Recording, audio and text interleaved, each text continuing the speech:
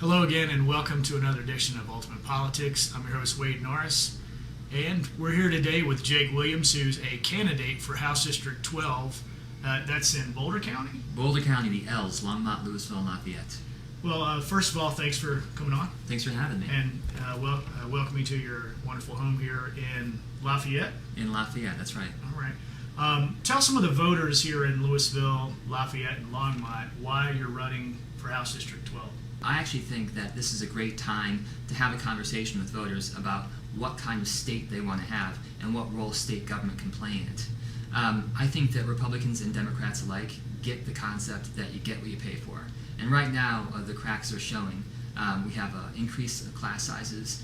We have a complete underinvestment in roads and bridges, and you can literally see the cracks in the roads and bridges. Our Medicaid system is failing many people in this district with whom I've spoken. Mm-hmm. And so I'm hopeful that in this crisis we can actually see how we can have a rational conversation about funding services at an adequate level and then making changes to our budget so we can actually meet those needs. And what kind of things are you hearing from your constituents on this? On the education side, I hear about class sizes. For example, last week I heard from a mother who has a kid with special needs in a Boulder Valley school, and they are going to cut the para-educator in the classroom, so that kid is going to get less attention, and it's going to have a real impact on her life.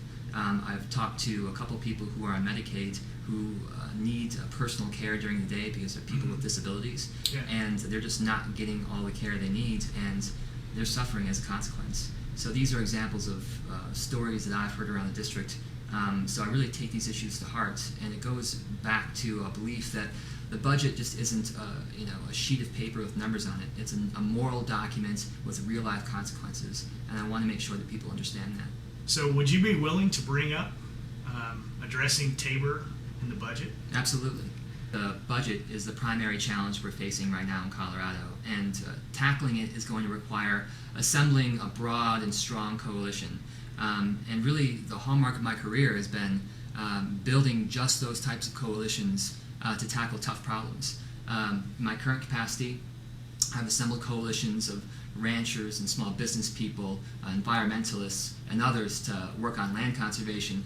Previously, when I worked for SEIU, I assembled a coalition with business, healthcare providers, consumer advocates to work together on healthcare reform. And I think that's precisely what we need right now to actually work on the budget. Where are we going to get new employment and new jobs, and how are we going to get there? Well, in East Boulder County, we are really reliant on the technology sector. We have a lot of great companies here with high-paying jobs, and a lot of them actually originate at CU and other research institutions around the state.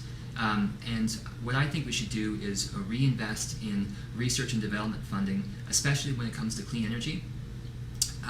From CU alone, in the last 5 years, there have been over 50 companies that have sprouted from technology invented at CU. Over 40 have stayed in the state, and many of those 40 actually have operations in and around Boulder County. At the same time, over the last decade, research and development funding for CU has been on a downward trend. So the very place that's creating the jobs is getting less money pumped into it. Right. It makes no sense. Yeah. So in addition to creating jobs and fixing the budget, what's something else that's very important to you as a legislator? Well, one simple but important thing that I want to accomplish is closing a loophole in state law that allows lobbyists to not disclose who they lobby for.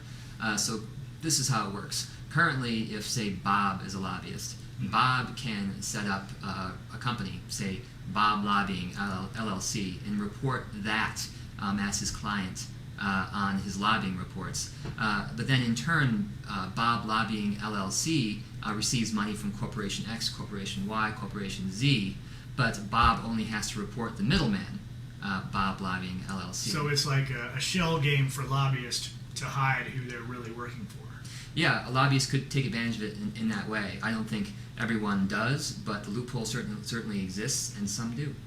Tell us what is the main difference between you and your opponent in this race, Matt Jones. Well, when he represented Adams County back in the late 80s and early 90s, he actually joined with Republicans to pass a law called Arbuscow-Byrd.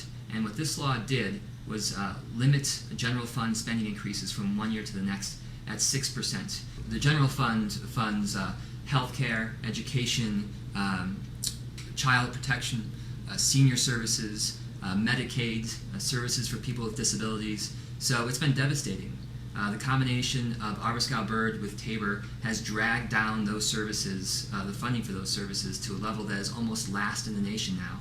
And it's really formed a large part of the reason why I'm running right now, because if we don't reverse course, we'll have a much dimmer future than we would have if we can reform our budget and actually reinvest in those services. Well, Jake, thanks so much, and good luck on your campaign.